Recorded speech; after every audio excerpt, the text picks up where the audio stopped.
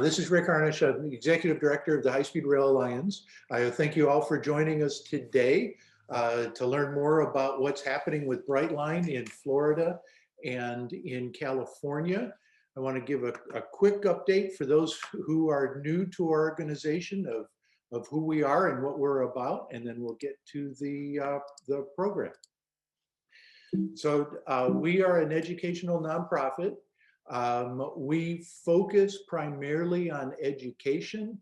We strive to be the most knowledgeable independent source of what high-speed rail is, why we should build it in this country, and what steps local leaders can take to make that happen. We do that through research. And then we provide the tools that local leaders and individuals like yourselves need in order to educate your leaders in your state capitals or in Washington, D.C. We believe in the integrated network approach, in which states, regions, and then the country create a big picture plan where using basically three types of infrastructure: high-speed lines where trains are going faster than 186 miles an hour between big cities, regional lines where you're taking existing railroads, putting them into public ownership and rebuilding them to be focused on passenger trains, and then shared use lines where you're working very closely with the private owner in order to run frequent on-time service at 80 miles an hour. There's many different ways these pieces can be put together. That's part of the exciting part of using railroads as a mobility tool. But and then buses fill in the gaps in between. Right now, we've got a couple of exciting opportunities to really move the ball this year.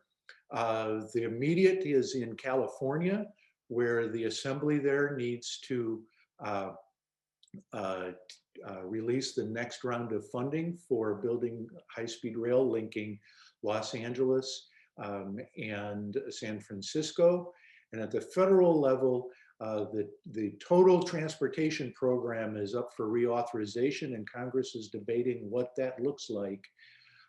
Several leaders, Representative Moulton has really taken the lead in the Boston area to introduce a bill that would create a true high-speed rail program and vastly expand other passenger rail all across the country. There have been other proposals that have been introduced. We're really excited about that. We think in order to get success, the program needs to be national, just like our interstate highway program was national, with different pieces in different places, impacting at least 49 states, if not Hawaii as well. We need to be very optimistic. This is really critical that we do this for our country moving forward, so we need to be optimistic and include both transformational projects, big long-term projects, high-speed rail projects, plus quick near-term wins like working to relieve small delay points on existing routes. And we really believe that the railroads need to be treated as partners and vendors, and we need to figure out how to make it worthwhile for them as a business so that they will become advocates and provide a high quality product for the end user, the passengers. If you would like to get involved, you can go to our website, highspeedrail.us, and either sign up for our newsletter or sign a federal petition that will get you there. So we're really excited today to have Ben Porritt from Brightline to join us. And they are implementing the integrated network approach, where the first segments are shared use lines. And there's a couple of segments where they are getting ready to build high-speed lines. So Ben is the Senior Vice President of Brightline, and hand it over to you, Ben. Awesome. Well, let me first thank you, Rick. I appreciate the fact that you guys are thinking about us and invited us to speak. We started talking about this a long time ago, I think in 2020. So I'm glad to get it on the books and get it going. Couple quick shout outs. Peter Laws, I appreciate the fact that you like the Brightline branding. Just want to give you a shout out. And then I see my friend Armin Kick from Siemens, who's our partner in rolling stock manufacturing. Just want to give you a shout out. Listen, I'm going to share my screen. And for those who aren't familiar with Brightline, I hope you learned something. And for those who are familiar, obviously I want to give you a little bit of a tune-up and an update on what we're working on. Let me share this. And we'll definitely leave enough time for questions at the end. Can you see that, Rick? Absolutely, yeah. Awesome. Well, for those who aren't familiar, Brightline, we're in the high-speed rail business, but we see our mission is much bigger than that. I think that there's a transportation opportunity in the United States that goes beyond the rails. And we like to reimagine what it means to travel, not just by train in America, but the travel experience. And whether you're flying, whether you're traveling by plane or train in the United States, there's things that we've become familiar with that we're not always excited to deal with. And we have rebuilt Brightline and built Brightline with the consumer in mind. And it's about the consumer experience from a hospitality perspective that we think that we have a tremendous opportunity to not just create high-speed rail, but to do it in a way that makes the experience from point A to B matter. And so that's what we do at Brightline. We have a tremendous team that mixes in the rail expertise, the hospitality expertise, the government affairs expertise, the engineering expertise. And we've kind of put them all in one room to build out really the first privately funded high-speed rail project in this country in more than a century. And our goal is simple. We want to connect city pairs that are too short to fly and too far to drive. And we're doing that right now in 2 areas, but you can see by this map that we think that there's tremendous opportunity across the country. Today, we operate in South Florida between Miami and West Palm Beach, which is a 70-mile stretch of terrain where we operate, between 32 and 34 trains a day. Pre-COVID, we're getting ready to launch. If you're wondering, this would probably be one of the first questions I get.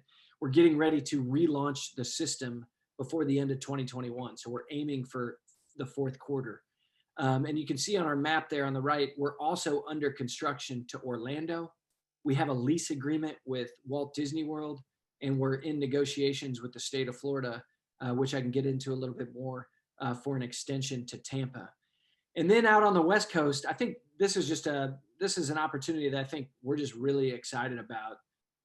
There is 2 different projects that we're working on called Brightline West.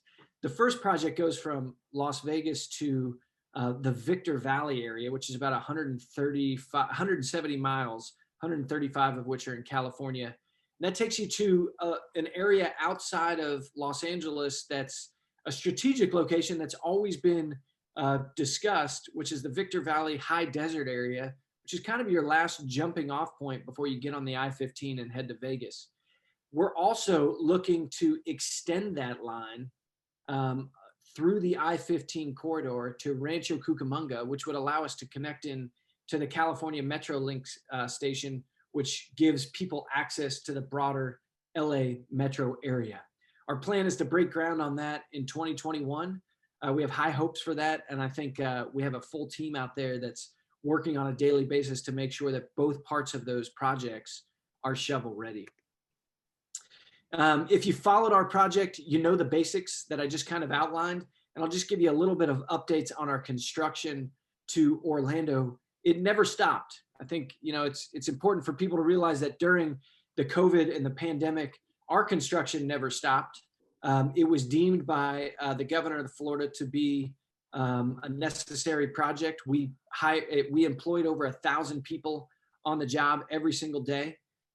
We've worked over, this says 1.6, it's actually closer to 2.6 million man hours to date at this point, and we're just at the 50% mark.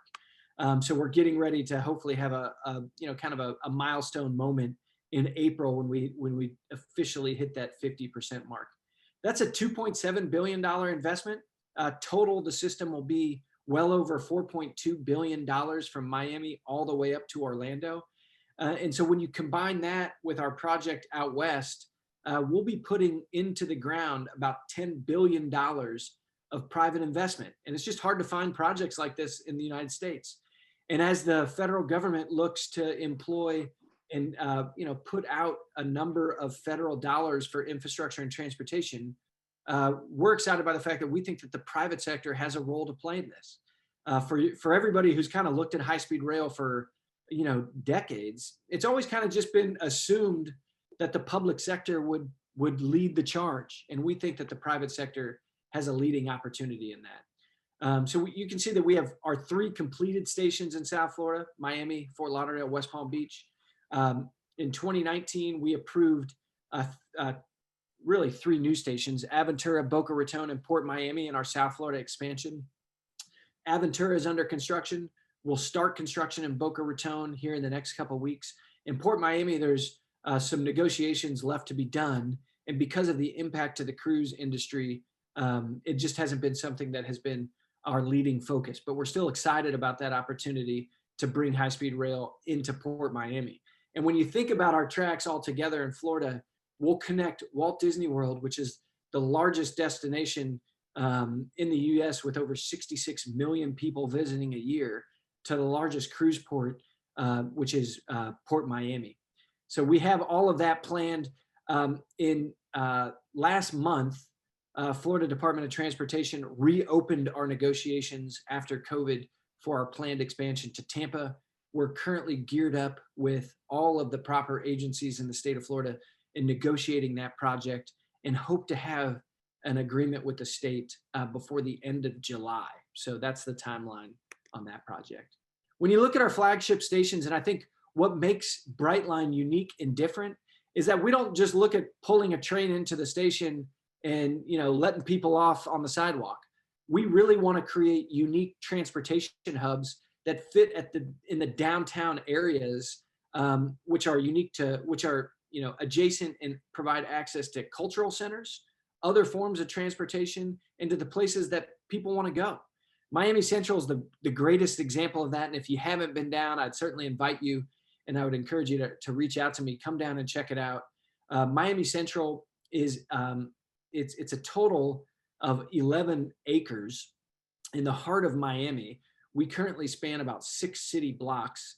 It's about 1.3 million square feet of retail. We built 2 apartment complexes on top of the station. And we built 2 commercial buildings, one on top of the station and one right next door. We've since sold those, but the idea of transit-oriented development is key. You're essentially creating the business that's going to fill your trains over a period of time. When we think of Brightline, we really think that we do 3 things better than anybody. We build transportation systems better than anybody, and that includes partnerships with local public operators. And in Miami Central specifically, Metro Rail, which is the local system, pulls into our station. The Metro Mover, which is a loop system that goes into the central business district, goes into our station. And by the end of this year, Tri-Rail, which operates on the same tri-counties that we do currently, will pull into our station. So we build transportation systems better than anybody. We build transportation experiences better than anybody. And then what you're seeing here is we create value around those stations as a part of improving the region that we're in, the community that we're in, and certainly helping to fill our trains. One just nugget that probably will give you kind of an indication is in all 3 of the South Florida stations, the amount of development around these transportation hubs has gone through the roof. In Miami, over 24 new projects have been developed within walking distance of our station since we broke ground or have launched service. Same thing in Fort Lauderdale and West Palm Beach. In West Palm Beach, over 1,000 new apartment units have been created within a half a mile of our station. So it's not just transportation that matters, it's making sure that people have access to that transportation. And these things certainly spur all kinds of development. These are our newest stations. I'll just show you kind of the high points here. Received unanimous approval from both Aventura and Boca. There's a number of other organizations that would like to see a Brightline train station. These will open anticipated completion in 2022. So construction this year, opening next year. And I'll fill you in, just if you haven't been following us on a daily basis, which not everybody can. In addition to the Brightline system, we have negotiated with Miami-Dade County for a commuter system to run on the same tracks at the same time as our express train. So in November, Miami-Dade County unanimously approved an additional 5 stops for a commuter system to run alongside our operations, which we think will be a feeder system into Brightline and also enhance connectivity and accessibility. That station should be fully finalized from an agreement standpoint by midsummer of 2021.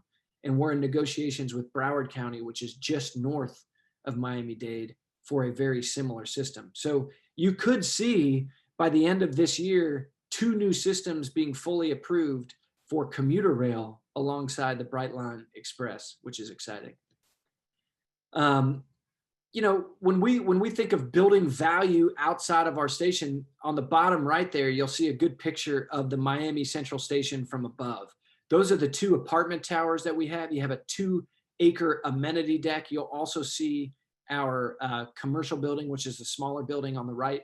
What's unique is what we've all seen and heard from the storylines is a lot of people are moving to Florida, and South Florida specifically. Oh, right now we have between 1,000 and 1,500 people moving to the state of Florida every single day.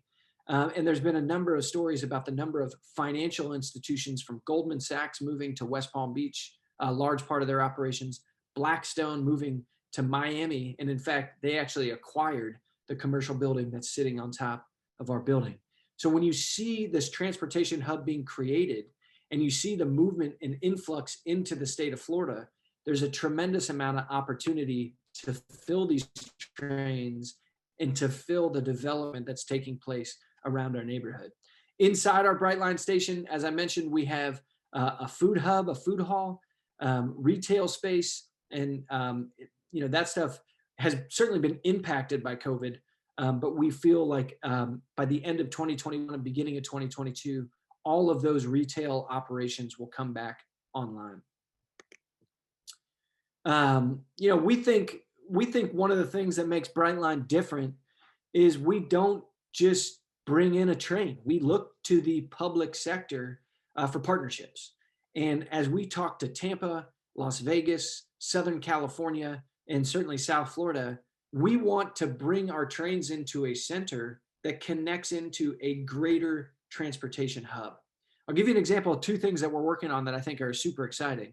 In Fort Lauderdale, the city of Fort Lauderdale has been in discussions with the Boring Company, and we think that this is a huge opportunity to provide a tunnel from our station to the beach in Fort Lauderdale. So what would happen is the Boring Company would build a tunnel that would be filled with Teslas. It would operate as a looped service, and it would be one of those first mile, last mile opportunities that's thinking outside of the box. It's different than what cities have done previously, that give our guests and passengers greater access to the region in which they travel.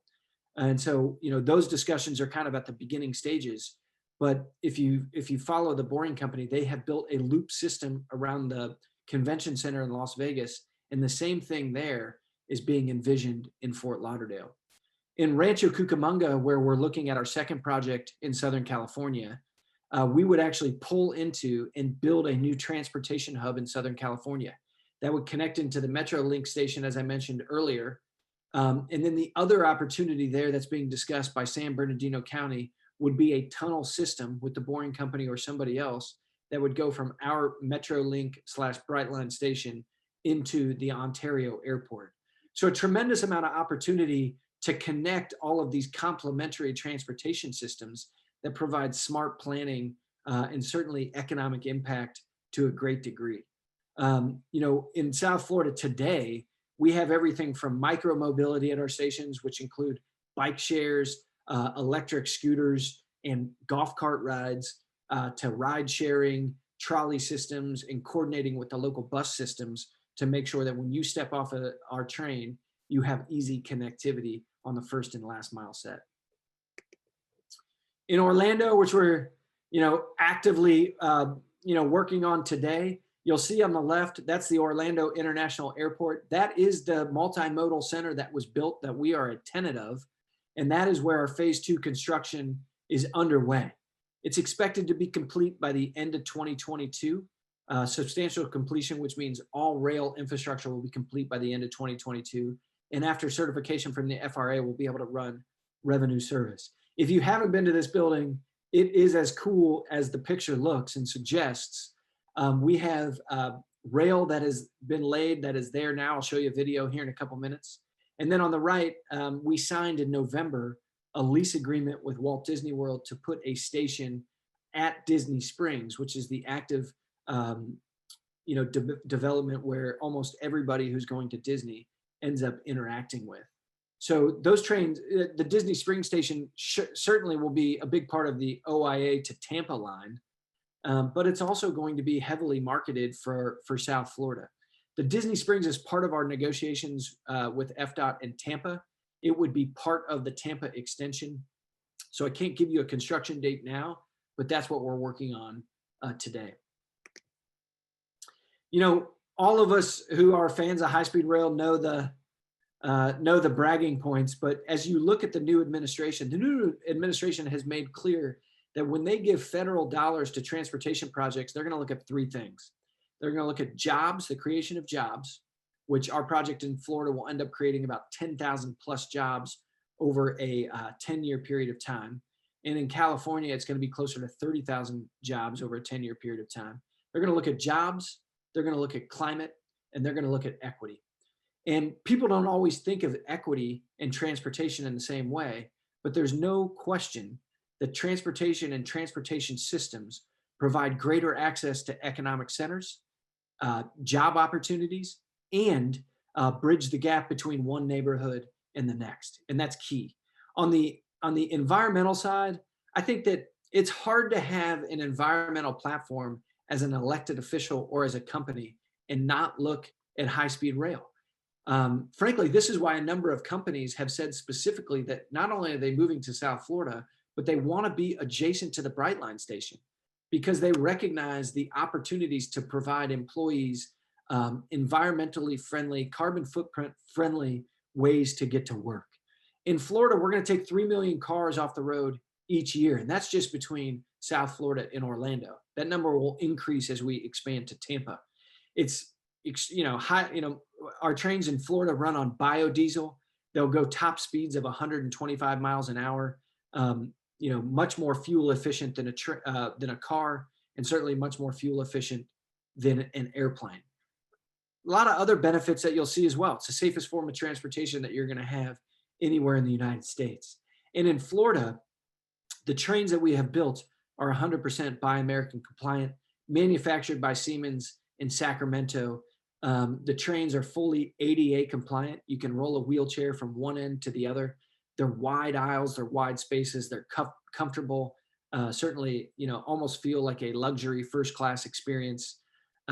It's just kind of a awesome opportunity. In fact, the biggest complaint that we received, and I'm not kidding you, the biggest complaint that we received in operations in 2019 were from people who wished their ride was longer than a 30-minute segment from Fort Lauderdale to Miami, which is about 27 minutes, because they set up their computer, they get ready to work, and then the next thing you know, they're there and they haven't had a chance to respond to all the emails that they'd like to.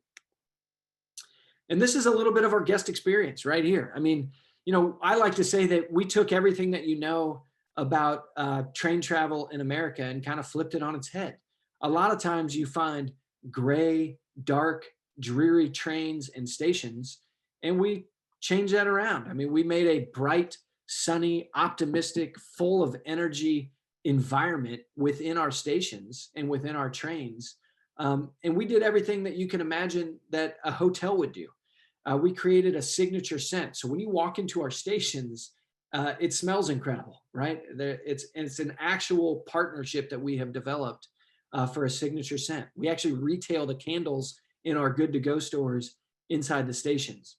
We have touchless hygiene within our bathrooms. We were ranked #1 in South Florida for bathrooms, believe it or not. This is a train, right? And our president, who comes from a hotel background, speaks all the time that if somebody gets on our train and walks into our bathroom, that is the experience right there that's going to make them come back or not. And so those are the little touch points and the viewpoints from the consumer that we've taken extremely seriously, that we believe will make a difference over this next decade and more as to why people are going to ride not just trains, but Brightline specifically. On the bottom left, you'll see the lady who's plugging in her cell phone. You will never have a hard time finding plugins and outlets on our trains, on our trays, on our tables, in our stations. They are everywhere, and that's specific and designed appropriately. Now, post-COVID, I get this question a lot, like, what are we going to do differently? Now, I actually think that the experience that Brightline created put us well ahead of the game as it relates to a COVID pandemic-based experience. We already had existing safety measures in place that I felt put customers at ease. And I think that those things that we already had in place in our operations in South Florida are going to be table stakes for anybody wanting to improve upon the transportation experience, whether that's an airline or a train. We created Touchless Hygiene, as I just mentioned. It was a cashless, touchless environment from walking into the station to leaving the station, meaning it was cashless. If you wanted to buy something, it was on your phone. If you wanted to go through the ticket turnstiles, it was on your phone. So it was a completely contactless environment. We also had everything from reserved seating to barriers in between seats.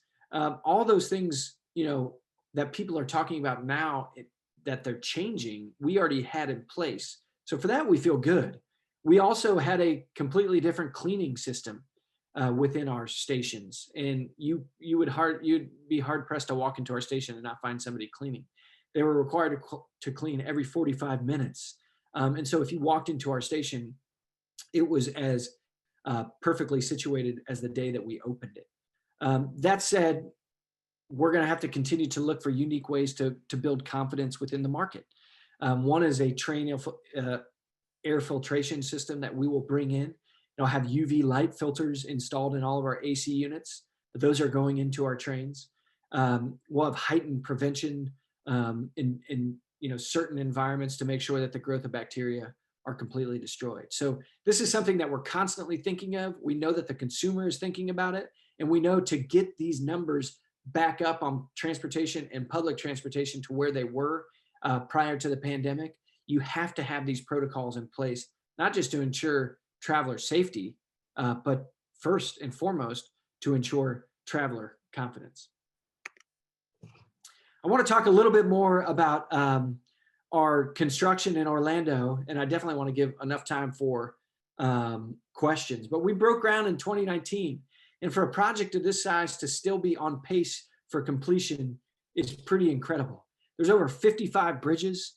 There's 170 miles of track from West Palm Beach to Orlando Airport. And like I said, we'll be done in Q4 2022. I want to play you a video that just shows you the tremendous growth and progress that we've made on this project. Let me share that with you now.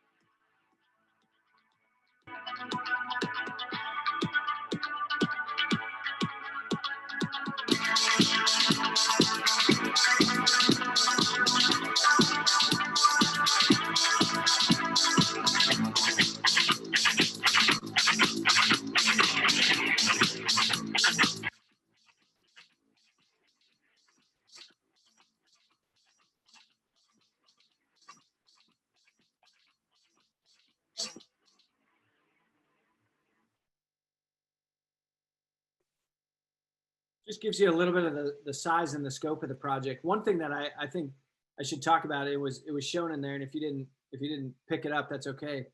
We recently just conducted earlier this week a box jacking method in one section where we actually moved 23 million pounds of concrete underneath live traffic. And, if this was 10, 20, 30 years ago, we would have had to shut down a particular portion of the highway for at least a year in order to do that. And what we did with hydraulics was able to move those things about 3 inches an hour underneath live traffic to put a tunnel box for our trains to run under. So the technology is incredible. Our hope is over these next couple months that we'll be able to get members of the media and certainly members of the government out to see that. We haven't done that recently because of COVID, but that's our goal. And then before I turn it over for questions, let me just talk about Brightline West. It's, not totally a different project, but it's completely unique. This was a project that's been long-standing since 2005. It was originally called Express West. We acquired that project in 2018, closed that acquisition in 2019, and really spent the time in between that 2019 and now in getting the record of decision reauthorized and in getting it completely shovel ready. It's a total of a 260-mile trip from Las Vegas to Rancho Cucamonga. These trains will be fully electric, zero emission, top speeds of 200 miles an hour. The first section to Victor Valley will take about 90 minutes, and to Rancho Cucamonga, which continues along the I-15 highway, will take just a little bit longer, just over 2 hours. I think what's unique about this project, and I think for anybody thinking about high-speed rail in America, this is the way that we should be thinking about it. And this is certainly the way the Biden administration and others should be thinking about it, is we already have transportation corridors throughout this country that can be used not just for car traffic, but for train traffic. This particular line, Brightline West, will be built primarily within the median of the I-15 highway. And if you've ever driven between Las Vegas and Los Angeles, and I used to live out there and work on development projects in LA, everybody knows that depending on what day, what time, and what traffic accidents happen, it can take you anywhere between 3 and 6 hours.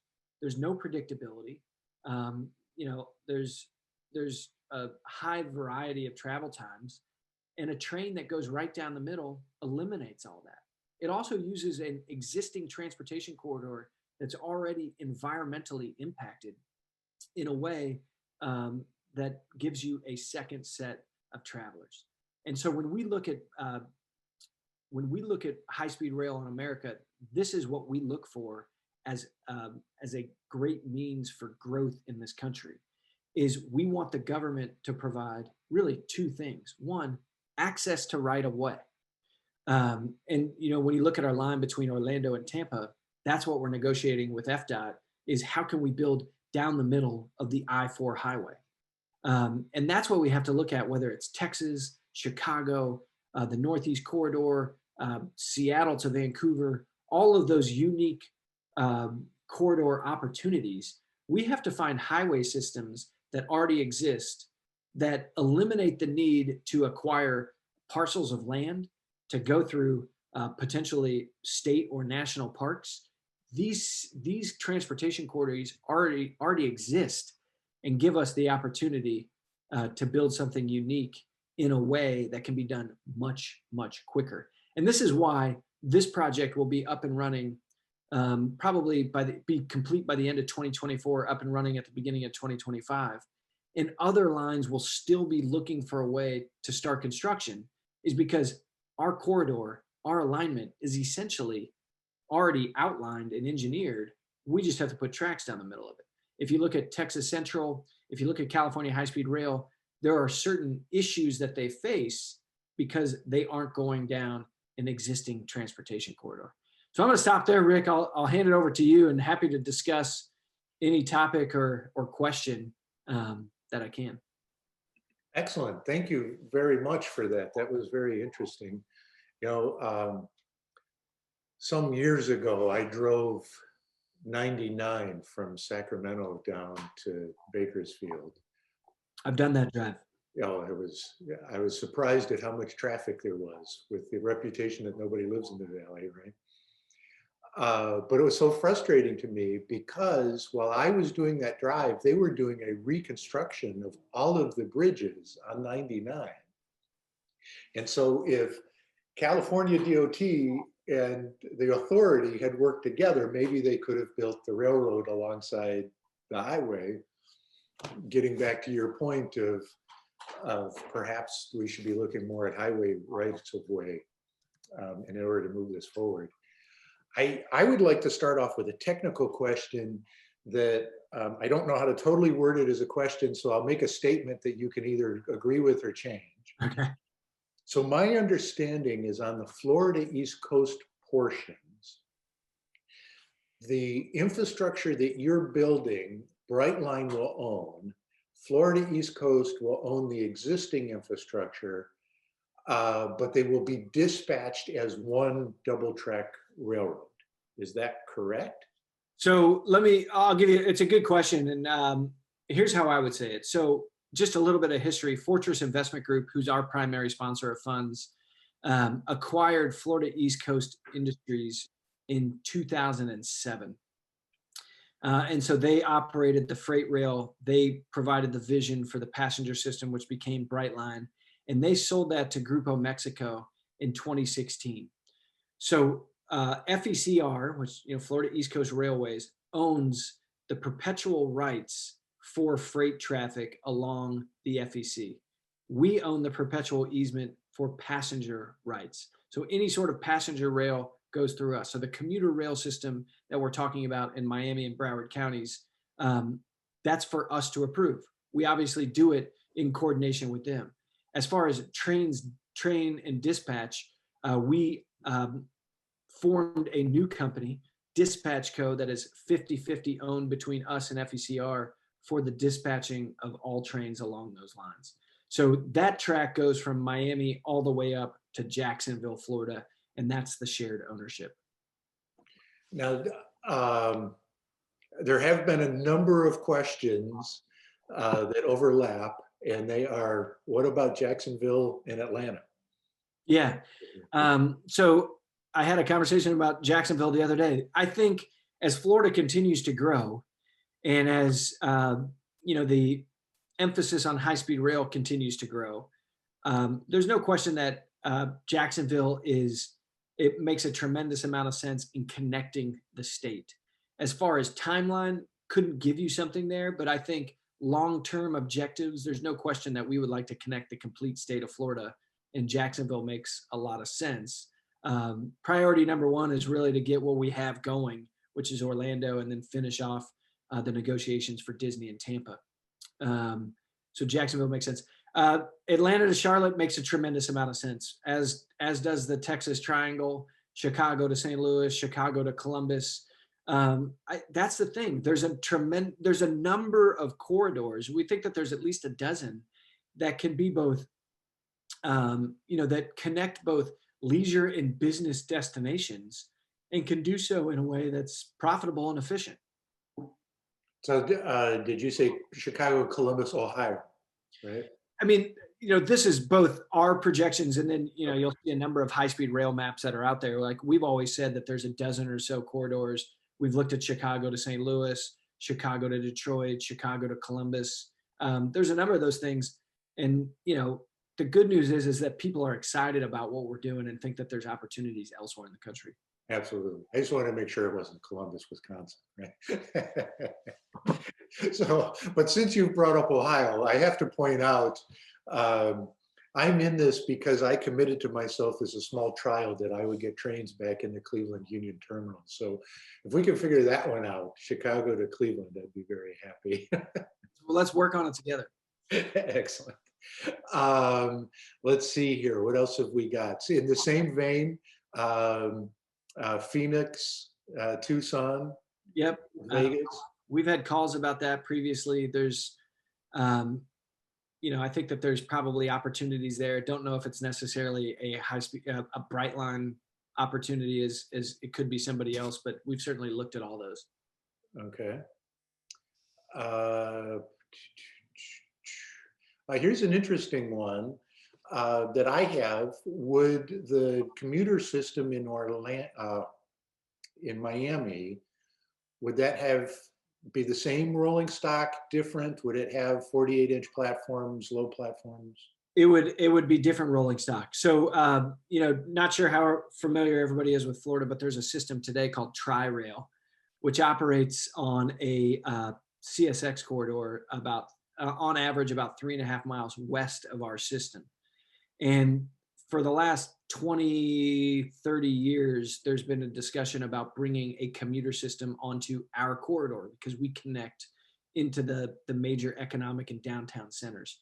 We would most likely, and this is going to be a decision by the counties, I would imagine and envision that the same tri-rail rolling stock that exists now would simply be placed on our corridor. So that's how I would see it. I think that there would be the existing Brightline stations today would be fitted so that both the Brightline Express and a commuter system could pull into those stations. And then there would be commuter only platforms for some of the other ones. Okay. I want to give a shout out. I see Bob Johnston on here and I talk to him all the time. So I just want to say hi. Excellent. Let's see, I'll go through the Q&A first. I see there's lots of comments.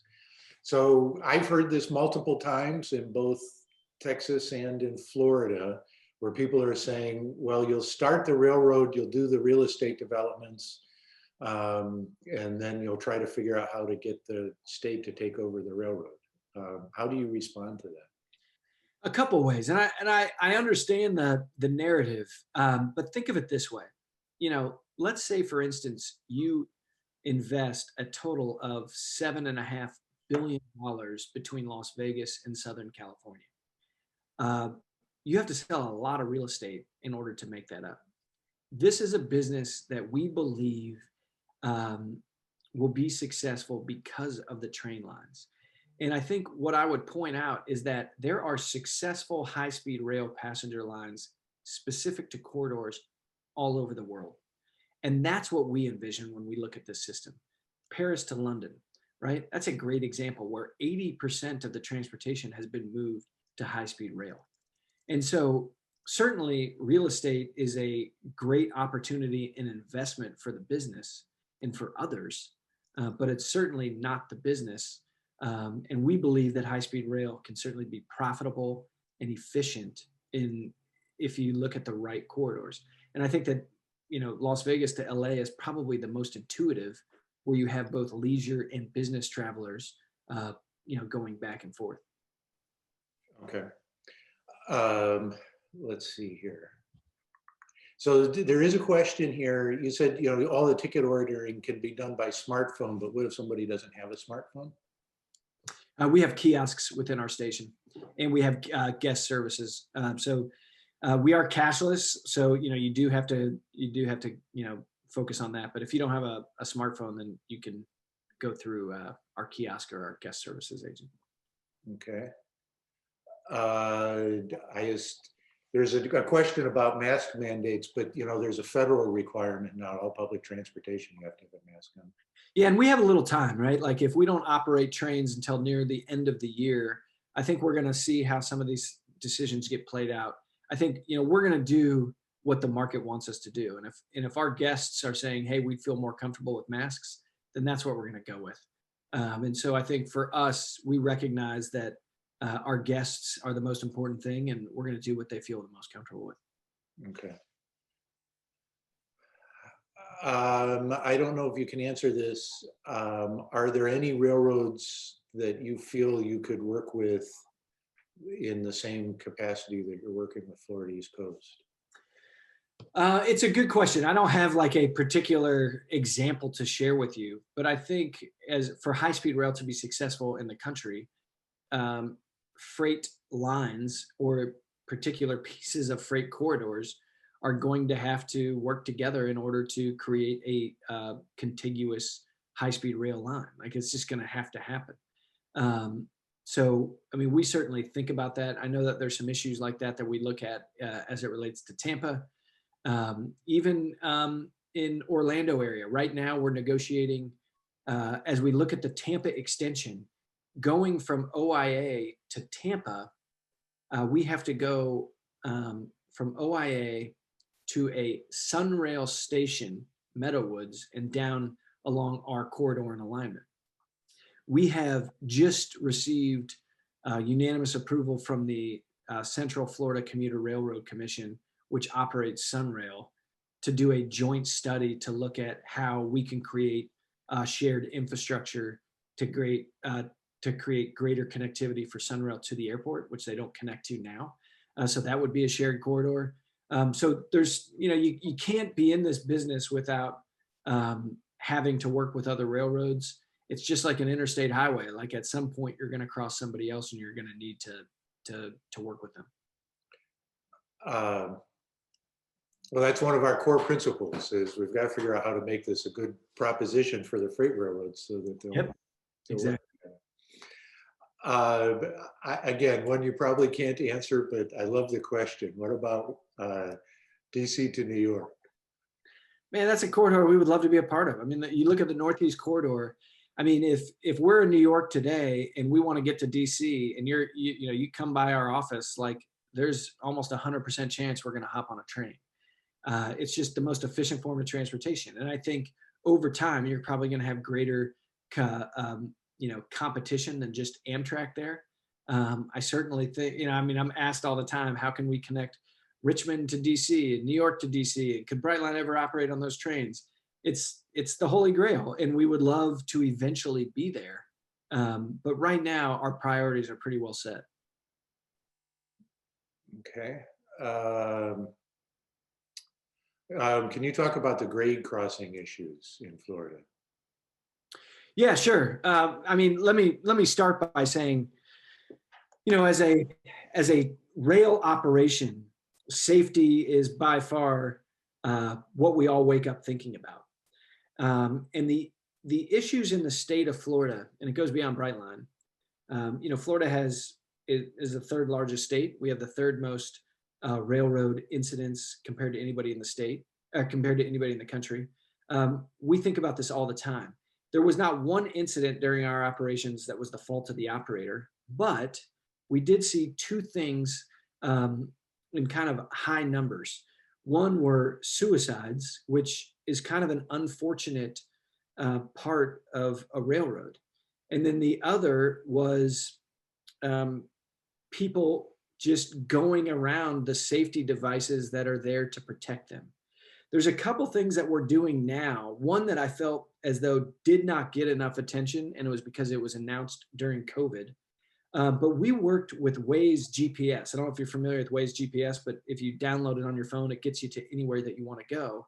And we began having conversations with Waze in 2019 and encouraged them to put warnings for all 160,000 plus rail crossings in the United States, and give them a lot of credit. They recognized the opportunity and the issue, and they did it. And if you are on Waze GPS today and you're going from your house to wherever, anytime you cross a railroad track, if you have your volume on, it will alert you to that and it will already have that on there. That's something that we actually worked on with them and we feel excited about. And I think that over time, technology like that is going to become more important in educating people to the safety issues around railroad tracks. As we look to Orlando, we're doing, a hazard analysis and a safety analysis along our corridor to see what needs to be put into place. In South Florida, we will add, before we restart operations, additional channelization in certain areas that include both one-sided fencing and landscaping to just make sure that you don't create open areas where people can run across the tracks. But there's other things. We've partnered with 211, which is the suicide hotline. We think that that's a huge priority. We think that suicide awareness and mental health is something that we focused on as a company. We created what I think is maybe the most innovative safety education device in all of railroading in the United States, which was called the Buzz Box. And the Buzz Box was a mobile barber shop that we would take into neighborhoods along the corridor and to homeless organizations and youth centers. And we would, in exchange for taking a rail safety pledge and education, we would give you a free haircut.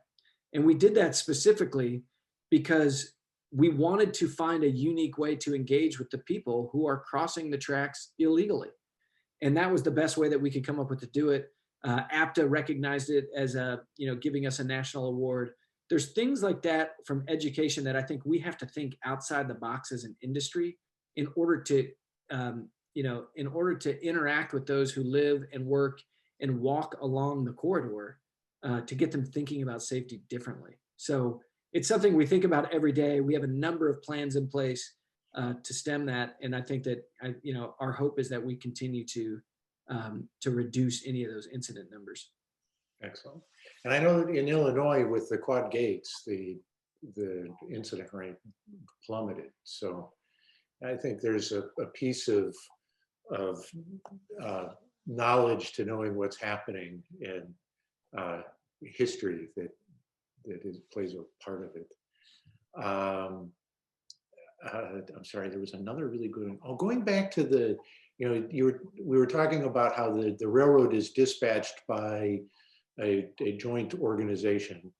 But are there freight curfews at all, do you know, or can the FEC run at any point just so they don't interfere with your schedule? We do a tremendous amount of RTC modeling to ensure that, the freight system is not impacted and the passenger system is not impacted. Freight did move a lot of trains, to, overnight or later in the day. But I don't know all to the extent of that. I probably don't have a good enough answer for you on that. Okay. And then, so your primary financing, again, I'm asking, let me just ask the question as it's asked. Would you consider a route that would require a federal and or state contribution to the cost of construction? Of course, yeah. I think, this is a capital intensive business. And, we have, either us or the counties in which we partner with have received grants and dollars for, infrastructure or station costs or safety upgrades. And so I think Brightline operates, even though we have been primarily privately funded and we're a private entity, I think we're a great example of a public-private partnership. You cannot build a transportation system and a transportation network like we're doing in Florida, in California, Nevada, and elsewhere without working with, your public sector partners, whether that comes in dollars or zoning changes or you name it. Like, we have to work with them in order to, do what's right for the actual corridor that we're trying to build. And then I caught you talking about Sunrail to the airport. What about Sunrail to Disney? That's been discussed. Okay. The study that we're doing with Sunrail today only will consider their southernmost station, Meadowwoods, to the airport, and they have always looked, ever since 2005, they have looked at Sunrail connecting to the airport. So that's their primary focus, and so we certainly understand that. I do think that there's an opportunity for broader connectivity within the Central Florida area. There's other areas that we have to consider beyond just Disney and the airport. Like, we have to think about the iDrive community and the convention center. Now, those won't be served and shouldn't necessarily be served by heavy rail, but there's other forms of transportation and connectivity that we have to make sure get there so that people can go everywhere. For our train to be successful from Miami to Orlando or Tampa to Orlando, we have to market Orlando as a whole and can't just market one area or the other. And so, just like in Miami, where we have a number of different public transportation options, you want to have that same thing in Orlando for your guests to be able to get to wherever they're going, whether it's the Peabody Hotel or the University of Central Florida. Excellent. Are you planning on ordering cafe cars for the Florida trains? So we don't have that now. We have service attendants that go up and down the train. We did have that planned for the longer routes to Orlando, but it's funny how things change so quickly. You know, like we're contemplating other things based on consumer trends in travel, and a lot of times consumers just want to be able to get up and grab something without needing to buy something or interact with somebody, or just grab it from a vending machine, or you name it. So we're looking at a number of different things. We have plans for a cafe car, but I think we want to make sure that our guests are treated to high-end service, high-end food and beverage service, and we want to make sure that they can get access to that in a number of different ways. Amongst our older listeners, vending machines are, people have a violent reaction to that. Yeah, sure. And I wouldn't spend too much time focusing on that. For us, we recognize there has to be a number of ways for our guests to get the food and beverage that they want, both in the station and on the trains. And so there's going to be a number of ways for that to happen. And just to be clear, I've used vending machines on high-speed trains in Italy and Spain, and they're fine. But a number of our older listeners would react very strongly to that. Let's see here. One last question. I really appreciate this. Two came in kind of at the same time. What needs to happen to get Brightline West to actually start construction? So I would say a couple things. One, we plan to finance the project this year. That's always priority number one. And as we look to the extension to Rancho Cucamonga, we're in the process of demonstrating public support and beginning the environmental analysis, whatever that ends up looking like. So on the extension, we still have a little ways to go on approvals. On the section that's already approved, we're going to work on financing and putting a shovel on the ground. Excellent. And I will look forward to writing that into, and that will be, the planning for that is intended to be compatible with California high-speed rail, correct? Correct. Yeah. All of you, all 106 of you are invited to be on the first train from Las Vegas to Southern California. Excellent. We will take you up on All it. right. So thank you very much again for joining us. I really appreciate this. This will probably be on the YouTube channel within the next day or two. And I look forward to talking to you further as we work to expand across the country. Yep. All right. Thanks a lot, Rick. I appreciate it. Thanks everybody for joining, and happy to do this anytime. Appreciate it.